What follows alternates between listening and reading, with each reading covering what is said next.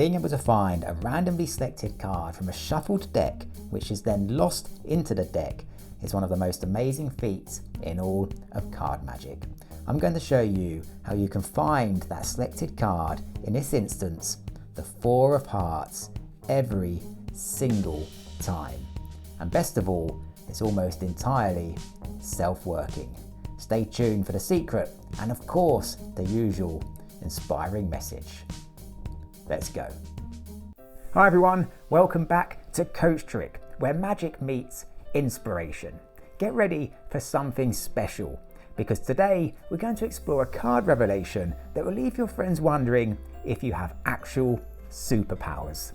From a shuffled deck, we're going to find a card that's been randomly selected and lost, all by following a series of mind-boggling clues. It's like a real-life mystery, and you're the detective.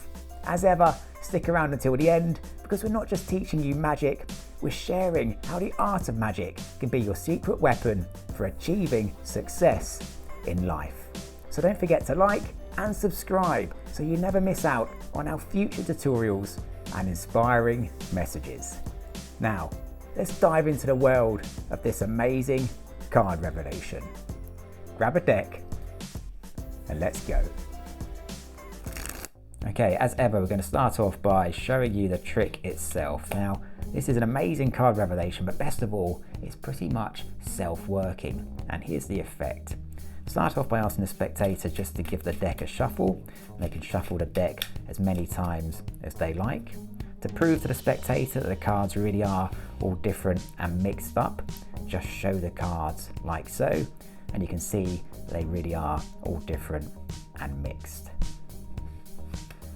You now want the spectator to choose a totally random card, and you're going to ask them to do this as you deal off small packets of cards. And to demonstrate what this would look like, it will look something like this. So as you're going through the cards like that, you're just going to invite the spectator to stop you at any point. So let's say they say stop just there. They really can stop wherever they like. Show the spectator the card that they stopped at, in this instance, the Two of Spades. You can get the spectator to sign this card, but it doesn't matter as long as they remember it. And then the selected card, the Two of Spades, goes back into the deck. You're now going to ask the spectator to cut the deck wherever they like. Let's say they cut the deck just there. You're now going to reveal a series of clues which are going to lead us exactly to the spectator's selected card. The first clue is at the bottom of this pack here, the Six of Hearts. That tells us that for our next clue, we need to deal 6 cards. 1, 2, 3, 4, 5, 6. The next clue then is at the bottom of this pack, the Five of Hearts. This tells us that for our third and final clue, we need to deal 5 cards. 1, 2, 3, 4, 5.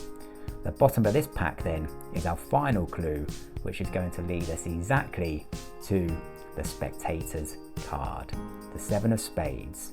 So that's telling us to deal 7 cards to find the spectator's card. 1, 2, 3, 4, 5, 6, 7.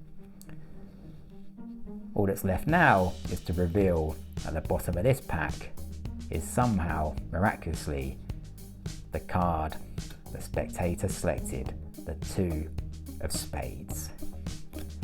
This is an amazing revelation that's pretty much self-working. You just need to follow the rules and you would always find that selected card.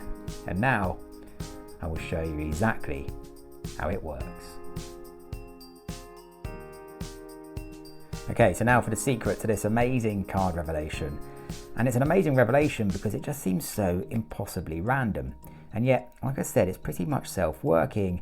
It works via a mathematical principle. And so as long as you follow the rules, you'll always find the selected card. And here's how it does work. You're going to start off by asking the spectator to shuffle the deck. And they really can shuffle the deck as much as they like. It all adds to the mystery. And to show that the deck really is shuffled and all the cards are different and mixed up, you're just going to display the cards like so.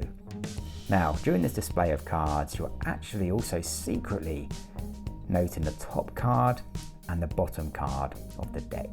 In this instance, 4 and 3. And you're going to add those values together to give you a number. In this instance, 7. And it's this number that's going to make the trick work. So secretly note the 4 and the 3.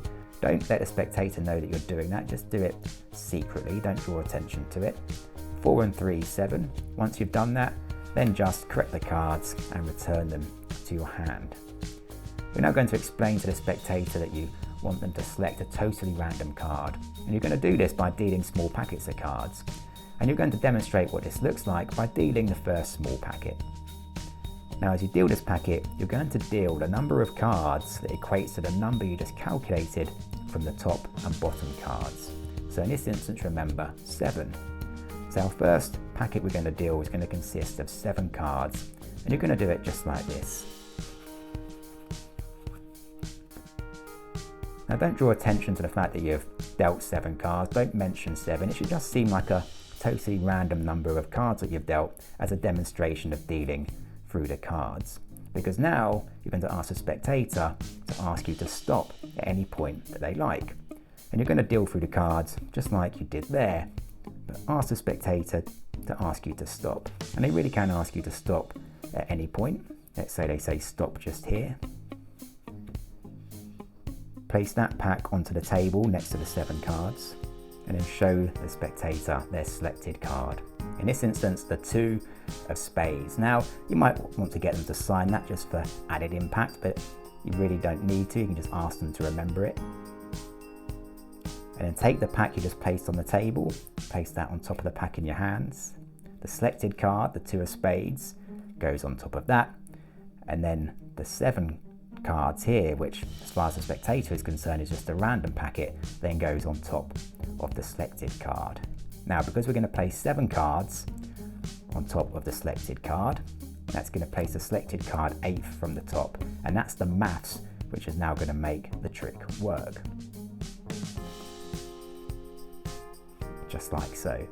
So from the spectator's perspective, the deck was shuffled, they've chosen a totally random card, it's now at some random point in the deck, but you know it's actually 8th from the top. To add to the randomness, you're now going to ask the spectator to cut the deck. Ask them to cut around halfway or 2/3, but it really doesn't matter where, they can cut anywhere that they like. Let's say they cut just there. You take the top half of the deck and hold on to that. You're now going to say we're going to reveal a series of clues leading to the selected card. The first clue is at the bottom of this pack here. In this instance, the 3 of spades. Remember, that was the original bottom card of the deck. We're going to say the clue is in the 3. That's telling us for our next clue, we need to deal 3 cards. So deal the 3 cards. Say the next clue is at the face of these cards. That's the 4 of diamonds. Remember, that's the original top card of the deck. We're going to say the 4 is telling us we now need to deal 4 cards for our third and final clue. So deal the 4 cards. 1, 2, 3, 4.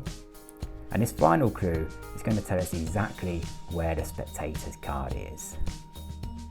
So this is a 10. Now actually it doesn't matter what this number is. Because of the maths, we know the spectator's card is always the next one in the pack here. So this can be any number. But in this instance, it's a 10. And we're going to say that this is telling us to deal 10 cards to find the spectator's card. 1, 2, 3, 4, 5, 6, 7, 8, 9, 10. So obviously you now have the spectator's card at the bottom of this pack.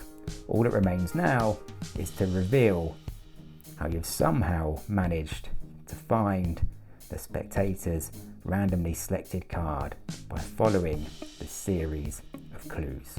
Now this really does seem totally amazing because the deck was shuffled, that card really was randomly selected, it was placed into a seemingly random location, they then cut the deck themselves, and based on the clues, you would always find the spectator's card. It's a wonderful revelation, it works itself, it works via that simple mathematical principle. So just practice the rules, follow the clues, and you'll have yourself an amazing revelation. Have fun. And that's how you find a lost card, turning a puzzle into pure magic. We hope you had a blast learning this trick, but before we wrap up, let's talk about the real magic, life. Just like this card trick, success is all about following the right clues and keeping your eye on the prize. It might seem challenging at times, but with practice, dedication, and a sprinkle of wonder, you can achieve whatever you wish. So whatever your goals, remember that the path to success is full of wonder and surprises.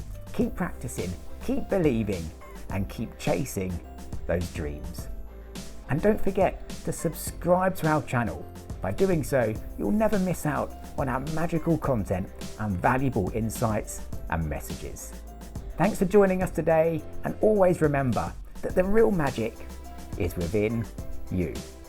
Until next time, stay amazing and take care.